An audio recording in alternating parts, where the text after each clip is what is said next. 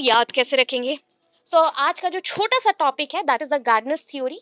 Gardner's theory को हम multiple intelligence theory बोलते हैं। ये हार्वर्ड गार्डनर ने डिस्कवर किया था, इसलिए गार्डनर थ्योरी बोला जाता है।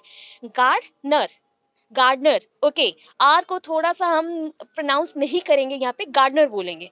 आर साइलेंट नहीं है, बट ऐसे प्रोनाउंसिएशन होता है, फॉरेन राइटर हैं या एजुकेशनिस्ट है तो इसलिए गार्डनर बोला जाता है। आर थोड़ा सा हम यहाँ पे साइलेंट रख सकते हैं, ठीक है। और कोई कोई बोलता है गार्डनर थ्योरी, तो गार्डनर भी बोल सकते हो, कोई प्रॉब्लम नहीं है। तो ये मल्टीपल इंटेलिजेंस थ्योरी है। Please mute up your microphone first, mute up your microphone. आप लोग ओपन करके रखोगे तो इको होगा, आप कोई प्रॉब्लम होगा, ठीक है। तो theory of multiple intelligence Harvard gardener, क्या करोगे आप फटाफट से इसका डायग्राम को देखोगे। डायग्राम इंपॉर्टेंट है, सबसे इंपॉर्टेंट चीज गार्डनर का थ्योरी में ये डायग्राम ही है। डायग्राम रट लो, हो गया, इसके ज्यादा पॉइंट्स नहीं है। टोटल आपको मिल जाएंगे, यहाँ पे मैंने 8 पॉइंट्स डाला है, बट बुक में कहीं कहीं पे 9 पॉइंट्स मेंशन है, ठीक है।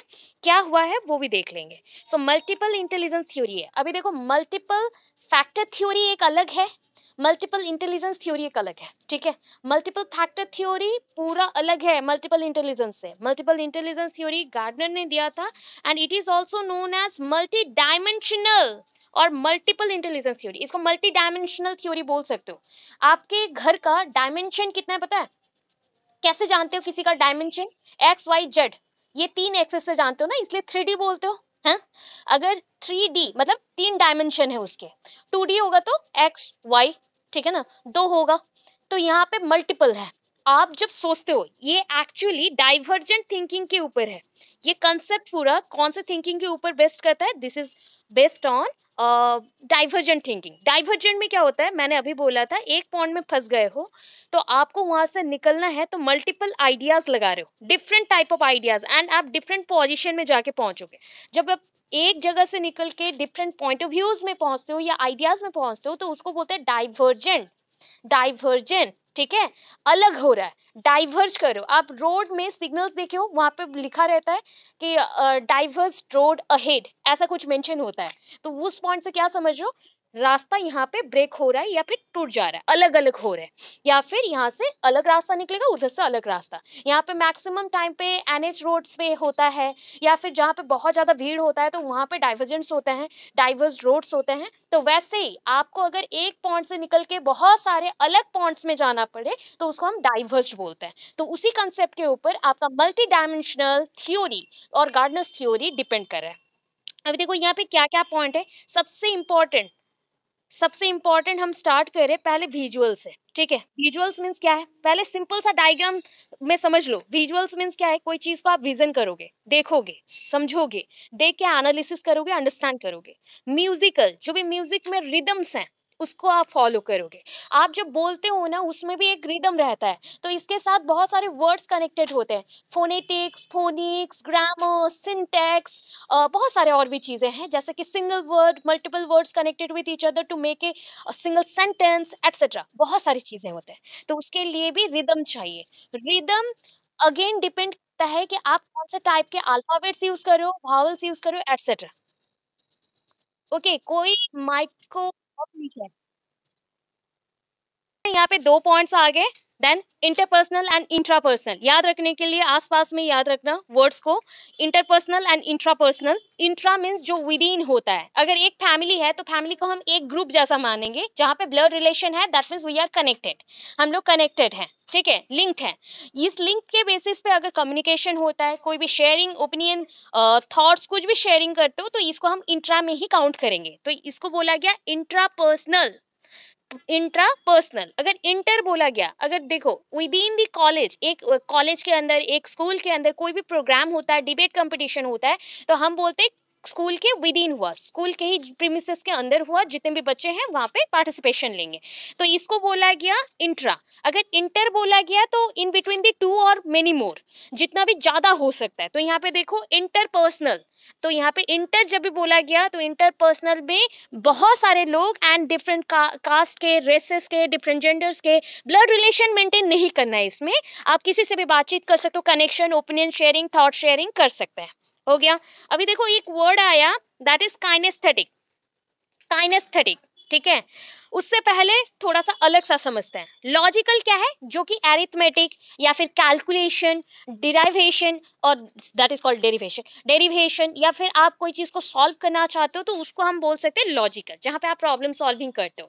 कभी भी प्रॉब्लम्स आते हैं तो कैसे सोचते हो, दिमाग में बहुत सारे आइडियाज फटाफट से चलता है ना, तो वहाँ पे आप लॉजिक लगा रहे हो, तो इसी लॉजिक को हम लॉजिकल पॉइंट में रखते हैं। लिंग्विस्टिक अगर बोलोगे तो लैंग्वेज है। क्या है? लैंग्वेज। अभी लैंग्वेज में भी बहुत सारा वेरिएशन होता है, राइट? हम बहुत दिनों से पढ़ चुके हैं कि there are lot of language in our society. Folk language है, नॉर्मल लैंग्वेज है, संस्कृत से कुछ डिराइव्ड हुए हैं, तो ऐसे लैंग्वेज देखोगे तो बहुत भाषाएं यहाँ पे चलती है। तो इसको इसलिए बोला जाता है कि इंडिया क्या है? बहुभाषाई देश है। बहुभाषाई देश है। बहुभाषाई मतलब मल्टीलिंगुअल, मल्टीलिंगुअल। नेचुरलिस्टिक क्या होता है? नेचर के साथ खुद को कनेक्ट करना, नेचर के बारे में सोचना, एनिमल्स के बारे में सोचना, प्लांट्स के बारे में सोचना, जो भी इस एनवायरनमेंट में प्रेजेंट है। ओके, ये हो गया। काइनेस्थेटिक ये टच रिलेटेड होता है, टच सेंसिटिव, स्किन सेंसिटिव और स्किन टच, ऐसा ऐसा कुछ कनेक्शंस हम काइनेस्थेटिक में रखते हैं। तो आपको याद रखना है ये पॉइंट्स को। यहाँ पे टोटल कितने हो गए? 8 पॉइंट्स। क्या एक्स्ट्रा है अभी हम ऊपर देखेंगे। देखो आपके बुक में भी 8 पॉइंट्स हैं। समटाइम कुछ बुक में एक्स्ट्रा करके म्यूजिकल एंड प्लेइंग के अकॉर्डिंग 1 पॉइंट एक्स्ट्रा डाला जाता है, तो उसको हम स्किप कर रहे हैं। यहाँ पे जितना है उतना पहले जान लेते हैं। देखो, जब भी काइनेस्थेटिक का बात आएगा, टच है तो आप टच किसके थ्रू करते हो? अपने स्किन के थ्रू। स्किन कहाँ पे प्रेजेंट है? बॉडी के ऊपर, तो बॉडीली काइनेस्थेटिक पॉइंट आता है। अभी देखो फटाफट से मैं बता देती हूँ, हार्वर्ड गार्डनर ने इसको डिस्कवर किया था। गार्डनर्स थ्योरी इसलिए बोला गया, क्यों बोला गया? आप कभी भी एक प्रॉब्लम को सॉल्व करना चाहते हो तो आप मल्टीपल इंटेलिजेंस को यूज करते हो। ऐसा नहीं है कि एक इंटेलिजेंस को यूज करते हो, मल्टीपल इंटेलिजेंस को आप यूज करते हैं, ठीक है। अभी देखो, he has propounded the theory of multiple intelligence. क्या बोला गया? कि ये थ्योरी मल्टीपल इंटेलिजेंस के नाम से उन्होंने डिस्कवर कर दिया। अभी देखो पॉइंट क्या है। First point, linguistic intelligence. तो यहाँ पे क्या क्या समझोगे? LSRW, सिंपल समझ लेना, LSRW, ठीक है। स्क्रीन विजिबल हो रहा है, आई होप कि एंड समझ पा रहे हो। L फॉर लिसनिंग, आप लोग जानते भी हो, ये सारे स्किल्स हैं। जब भी आप भाषा या फिर लैंग्वेज के रिलेटेड कुछ पढ़ रहे हो तो ये 4 चीज आपका पहला स्टेप्स जैसा होता है। 4 चीज़ों में से सबसे पहला कौन आएगा? मतलब आपका स्कूल का पहला जो स्टेप है ना, उसमें ये 4 स्किल्स को सिखाया जाता है। पहला चीज़ है लिसनिंग, सेकंड है स्पीकिंग, थर्ड है reading and W for writing, last one is writing. अगर लिसनिंग आप नहीं किए प्रॉपरली, आपने नहीं सुना, तो आपका स्पीकिंग एबिलिटी पुअर होगा। आप सुन के भी समझ के भी कुछ बोल नहीं सकते अगर बचपन से आपने अच्छे से वर्ड्स को नहीं सुना है, प्रोनाउंस नहीं किया है। अगर आपका लिसनिंग स्पीकिंग स्किल अच्छा नहीं है तो रीडिंग भी अच्छा नहीं होगा, बिकॉज आप तो वर्ड्स ही नहीं जानते हो, तो आप पढ़ोगे कैसे? पढ़ने में प्रॉब्लम आएगी। अगर रीडिंग नहीं होता तो राइटिंग भी नहीं होगा, आप लिख भी नहीं पाओगे। यही पॉइंट है कि ये लिंग्विस्टिक प्रिंसिपल्स का पार्ट है। तो लिंग्विस्टिक इंटेलिजेंस में वर्ड्स को कैसे कनेक्ट करना है, कैसे हम वर्ड्स को कनेक्ट करके कम्युनिकेट कर सकते हैं एक दूसरे से, और कैसे आप रीडिंग कर सकते हो, राइटिंग कर सकते हो, इसी एबिलिटी को हमने यहाँ पे रखा लिंग्विस्टिक इंटेलिजेंस। लॉजिकल में मैंने क्या बोला था आपको? कैलकुलेशन बोला था, एबिलिटी टू थिंक, मैथमेटिकल जितने भी प्रॉब्लम्स हैं या डिडक्शंस हैं, या फिर जो भी हम यहाँ पे पॉइंट्स ले सकते हैं, डिडक्शन एंड इंडक्शन, आगमनात्मक, निगमनात्मक। आप जब आगमन करते हो तो बहुत सारे आइडियाज लेके आते हो, है ना। जब किसी के घर पे जाते हो तो आप क्या लेते हो? हाथ में मिठाई रहते हैं, बहुत सारे कपड़े रहते हैं एंड बहुत सारी चीजें लेके आ जाते हो, है ना, ठीक है ना। अभी जब निगमन करते हो, जब उनका घर छोड़ के जाते हो, तो मे बी हम समहाउ क्या होता है, कोई रिटर्न गिफ्ट मिला तो ओके, अदरवाइज हम खाली हाथ ही निकलते हैं कहीं से, ठीक है ना। तो आप समझ लेना, rules and example, rules and examples का यहाँ पे रिलेशनशिप होता है। एक पॉइंट पे हम रूल्स टू एग्जाम्पल जाते हैं, एक पॉइंट पे हम एग्जाम्पल टू रूल्स को आते हैं। वो डिटेल में फिर से पढ़ेंगे पेडागोजी क्लासेस में। अभी के लिए समझ लो induction and deduction, deductive inductive. यहाँ पे देखो इंडक्शन एक लिख दिया एंड डिडक्टिव लिख दिया, तो आप डिडक्टिव इंडक्टिव कर सकते हो या डिडक्शन इंडक्शन कर सकते हो। साइंटिफिक, आप कोई भी प्रोसेस को साइंटिफिकली प्रूव कर सकते हो। कैलकुलेशन या लॉजिकल जो मेथड्स हैं, इसको यूज करके आप साइंटिफिकली प्रूव कर सकते हैं, कैलकुलेट कर सकते हैं, and to think things in a logical manner. कोई भी चीज को आप लॉजिकली समझ सकते हो, ठीक है, लॉजिक लगा के। अभी देखो visual spatial intelligence, visual and spatial intelligence. अभी देखो मैंने विजुअल बताया था, विजुअल के थ्रू क्या हो रहा है, किसी चीज को आप देख पा रहे हो। अच्छा, जब हम कोई चीज को देखते हैं तो उसका इमेज कहाँ पे क्रिएट होगा? कहाँ पे क्रिएट होगा? कहाँ पे क्रिएट होगा? रेटिना में। ठीक है। अभी रेटिना में जब क्रिएट होता है, अभी बोलो मैम हम लोग आर्ट्स के स्टूडेंट है, हमें पता नहीं है, अच्छा छोड़ो, आंखों में ही क्रिएट होता है, तो हाँ आंखों में क्या है, लेंस है। आप जब कोई भी चीज को देखते हो, उसका जो छवि है या पिक्चर है वो छप जाते हैं आंखों में, एंड उसका इमेज प्रॉपरली उसके बाद ही दिखता है, जितना आपके इमेज का जो शेडो, जैसे आप देखते हो शेडो देखते हो ना, वैसे ही यहाँ पे इमेज का जेरोक्स कॉपी आपके माइंड में छपता है या फिर आपके आंखों के अंदर छपता है, जिसके थ्रू आप इमेज को प्रॉपरली देखते हो कलर के साथ। वहाँ पे 2 टाइप के सेल्स हैं, रॉड सेल, कॉन सेल, बहुत सारी चीजें हैं, तो उसको छोड़ दो। कोई भी चीज को अच्छे से देखना, समझना, विजुअलाइज करना, उसको याद रखना, अपने सेंसेस को यूज करके ही करते हो, तो इसलिए ये हो गया विजुअल स्पैशियल इंटेलिजेंस। ठीक है। अभी स्पैशियल होता है जिसका एक प्रॉपर शेप होता है, शेप के साथ कुछ कलर्स का कॉम्बिनेशन, शेपिंग, साइजिंग, ऐसा चीजों को हम स्पैशियल बोलते हैं। अभी नेक्स्ट पॉइंट पे देखते हैं म्यूजिकल इंटेलिजेंस। मैंने आपको बोला म्यूजिकल इंटेलिजेंस, जब आप पिक्चर्स को माइंड में रखते हो ना, दैट इज आप एक पिक्चर देखे हो या मूवी देखे हो या फिर आप कुछ एक सॉन्ग सुन रहे हो, तो जब सुन रहे हो विदाउट पिक्चर जब हम सुनते हैं तो हमें ना वो इंटरेस्टिंग नहीं लगता है। जब भी आप टीवी में या फिर उसको डायरेक्टली कहीं पे देखते हो उसका विजुअलाइजेशन के साथ, तो वो इंटरेस्टिंग लगता है, ऑब्वियस है। तो यहाँ पे प्रॉब्लम किस चीज का है, क्या चीज यहाँ पे प्रेजेंट है, कौन सा चीज है जो पिक्चर्स के साथ म्यूजिक का कनेक्शन क्रिएट कर रहा है, म्यूजिक का कनेक्शन क्रिएट कर रहा है, दैट इज योर पिच। अभी देखो मेरा पिच वॉल्यूम बहुत हैवी है, या फिर मैं बोल सकती हूँ कि वो बहुत ही रेंज तक जाता है, ठीक है ना। मैंने आपको बहुत बार आपके ऊपर चिल्लाया भी है, क्योंकि आप लोग सुनते नहीं हो तभी चिल्लाती हूँ। तो ये जो मैं जब चिल्लाती हूँ या फिर मैं जब धीरे बात करती हूँ, जैसे ये आज स्टार्टिंग में एक सर ने बोला कि वॉइस क्यों डाउन है या फिर क्या हुआ है, तो वैसे मैं बता दूं कि वॉइस का खुद का कुछ कुछ रेंज होता है। सारे लोगों का वॉइस का अपना ही एक रेंज है, कुछ लोग हैं धीरे बात करते हैं, कुछ लोग जोर से बात करते हैं, तो ये डिपेंड करता है रिदम के ऊपर, पिच के ऊपर, एंड पिच अगेन डिपेंड करता है आपके कुछ ऐसे रिलेशंस हैं, कॉन्सोनेंट्स हम बोल सकते हैं उसको, कॉन्सोनेंट्स एंड भावल्स का जो ग्रुपिंग होता है, वह वर्ड्स का ग्रुपिंग होता है, जिससे फोनिकल साउंड्स आते हैं उसके ऊपर। अभी वॉइस का जब भी बात आता है तो वोकल एक वर्ड याद रखना, वोकल। वोकल आप साउंड प्रोड्यूस कर रहे हो, अपने गले से साउंड को निकाल रहे हो, तो ये साउंड क्यों क्रिएट होता है, due to the air pass. जो भी एयर पास करता है उसी के वजह से होता है, अगर एयर पास नहीं हो तो आपका साउंड भी नहीं निकलेगा, ठीक है।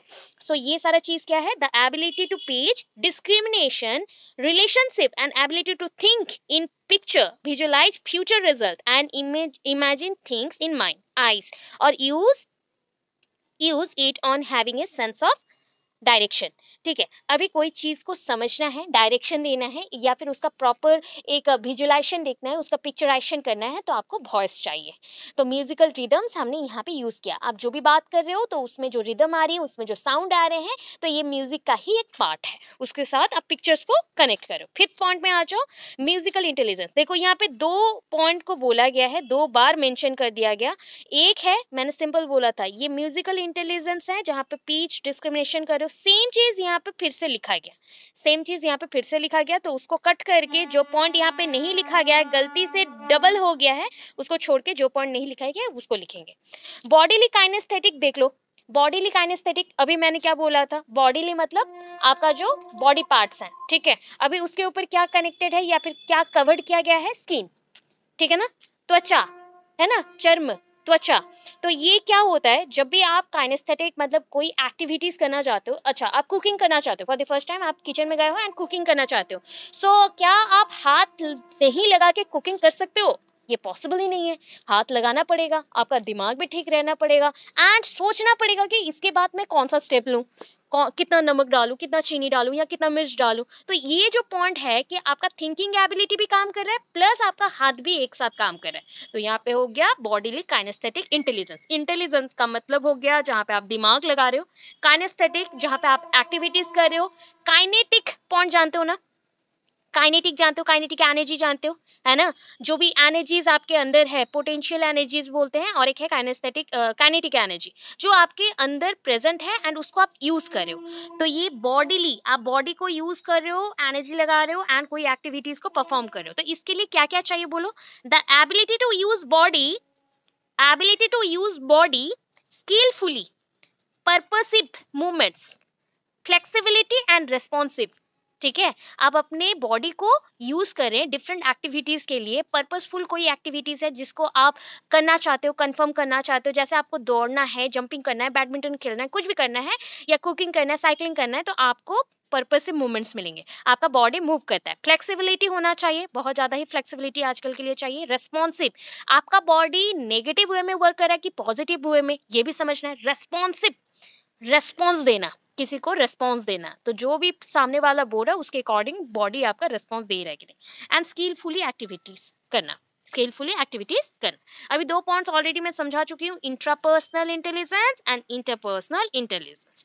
देखो यहाँ पे क्या पॉइंट आ गया, इंट्रा बोला गया था, ठीक है, आप खुद को समझ लो। इंट्रा, विद इन, एक वर्ड मैंने लगाया विद इन, ठीक है, विद इन, आपके अंदर, ठीक है।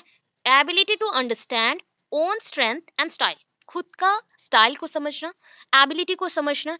अभी देखो ना, मतलब हर साल लाखों बच्चे क्या करते हैं, बीएड पढ़ते हैं, ठीक है, लाखों करोड़ों में बच्चे पढ़ रहे हैं बीएड, ठीक है। बट क्या हम पहले के जैसे जो टीचर्स थे वैसे बन सकते हैं? हम ट्राई कर सकते हैं, बट हम कॉपी नहीं कर सकते, हम वैसे बन नहीं सकते exactly, because they have lot of patience, उनके पास बहुत सारा पेशेंस होता था। वो जोक मेकिंग नहीं करते थे, बट इंटेलिजेंट थे। वो नॉर्मली अपने वे ऑफ टॉकिंग से ही विदाउट बुक के पढ़ाते थे बच्चों को। We need books to prepare our own concept और कंटेंट फर्स्ट, आफ्टर दैट हम कुछ करते हैं। वो अपना एक्सपीरियंस का यूज करते थे, हम एक्सपीरियंस के साथ साथ कॉपी करते हैं, ठीक है, मेन चीज है। एंड हम लोग जितना ज्ञान रखते हैं वो डेसिमल्स में भी काउंट नहीं होगा, मतलब इतना हम बोल सकते हैं 0.001 में हमारा ज्ञान है। एंड जो लोग सोचते हो कि आपका ज्ञान बहुत हो गया, आप लोग बहुत पढ़े लिखे हो, पीएचडी कर रहे हो या कुछ कर रहे हो, ये बोलना ही गलत है। हमारा पढ़ने का कोई लिमिट नहीं होता, याद रखना पहला चीज, आप लोग टीचर हो, पढ़ने का आप लोगों का लिमिट नहीं है। सो विदिन जो अपने स्टाइल को समझे, पहले खुद के स्टाइल को समझो कि आप कौन से स्टाइल में बच्चों को पढ़ा सकते हो। क्या आपके पढ़ाने से सारे बच्चे क्लियर कर रहे हैं अपने डाउट्स को, या फिर उसके बाद भी उनका डाउट्स रह रहा है, ये समझना पहले, ठीक है। So ability to understand own strength and style. देखो लास्ट पॉइंट में आ गए, ये इंट्रा था, बार बार बोल रही हूँ, कंफ्यूज करके लिख के आते हो, रॉन्ग होता है, तो कंफ्यूजन नहीं करना। इंट्रा था, ये इंटर है। इंटर बोलने से क्या होगा, अलग, दूसरे लोगों को समझना, अदर पर्सन्स को समझना। The ability to understand others and social interaction. Society में इंटरेक्शन कब होता है, इंटरैक्ट करना। सपोज एक लोग यहाँ पे, अभी देखो लोगों को मैंने कार्टून जैसा ही बनाया, अभी बनाने को टाइम नहीं है। अभी इंटरेक्शन कैसा है हमारा, बाइपोलर इंटरेक्शन है। क्या है, बाइपोलर इंटरेक्शन है, दोनों तरफा हो रहा है कि नहीं, एक तरफा ही है, दोनों तरफा है, दोनों तरफा है, एक दूसरे से बात करें तो दैट इज कॉल्ड इंटरेक्शन, ठीक है, कम्युनिकेशन। ये पर्सन उसको समझ रहा है, ये पर्सन उसको समझ रहा है, उसके पॉइंट ऑफ व्यू को समझ रहा है, दैट इज कॉल्ड इंटरेक्शन। तो ये चीज अगर ये एबिलिटी आ गई, मतलब इंटरपर्सनल इंटेलिजेंस। अभी कौन सा पॉइंट यहाँ पे नहीं था लिखा गया, नेचुरलिस्टिक, नेचर के साथ खुद को कनेक्ट करना, नेचर के साथ खुद को कनेक्ट करना। डायग्राम में इसलिए मेंशन्ड है, उसी को मेंशन करके पॉइंट लिखिएगा। The ability to understand nature, environment, animals, plants and birds, ठीक है, इतना चीजों को लिख दो, हो गया नेचुरलिस्टिक, मतलब नेचर के साथ खुद को कनेक्ट करो, बस ये है आपका गार्डनर्स का थ्योरी, ठीक है।